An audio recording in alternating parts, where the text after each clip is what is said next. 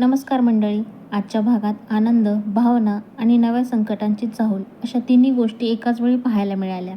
एका बाजूला सायलीसाठी संपूर्ण कुटुंबाने खास सरप्राईजची तयारी केली, तर दुसऱ्या बाजूला महिपतच्या खऱ्या हेतूचा मोठा खुलासा झाला. त्यामुळे पुढील भागांमध्ये संघर्ष आणखी तीव्र होणार हे स्पष्ट दिसत आहे.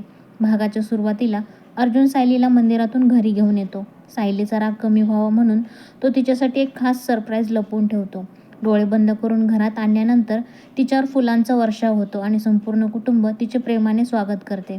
त्या प्रसंगासाठी दाखवलेले नवीन गाणे वातावरण अधिक भावूक बनवते. सायलीच्या चेहऱ्यावरचा आनंद आणि घरच्यांच्या डोळ्यातील समाधान हा आजच्या भागाचा सर्वात सुंदर क्षण ठरतो. यानंतर सर्वजण सायलीचे लाड करतात, तिचे स्वागत करतात आणि तिच्या आयुष्यातील या नव्या सुरुवातीचा आनंद साजरा करतात. तिच्या मैत्रिणीही या आनंदात सहभागी होतात. अनेक भावनिक क्षणांमुळे हा प्रसंग प्रचंड आणि खूपच हृदयस्पर्शी वाटतो. मात्र दुसरीकडे आश्रमात वेगळेच चित्र दिसते.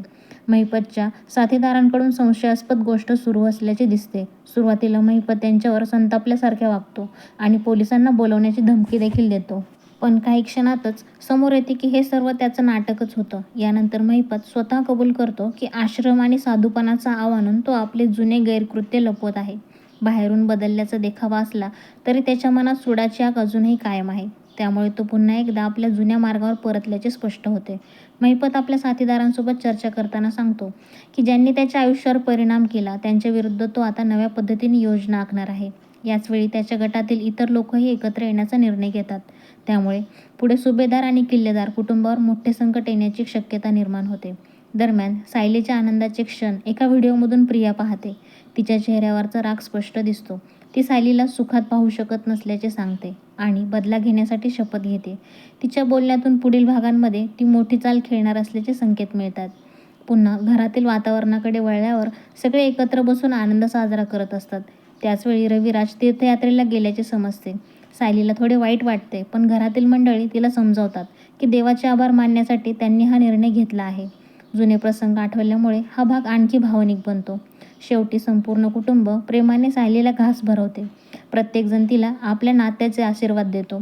इतक्या वर्षांनी हरवलेले प्रेम पुन्हा मिळाल्यामुळे सायली देखील भावूक होते. या आनंदी वातावरणात आजचा भाग संपतो. पुढील भागाची झलक जर पाहत असलो आपण तर प्रोमोमध्ये महिपत, नागराज, प्रिया, सचिन आणि इतर विरोधक व्हिडिओ कॉलवर एकत्र दिसतात. हे सर्व मिळून सुभेदार आणि किल्लेदार कुटुंबाविरुद्ध एकत्र लढण्याचा निर्णय घेतात.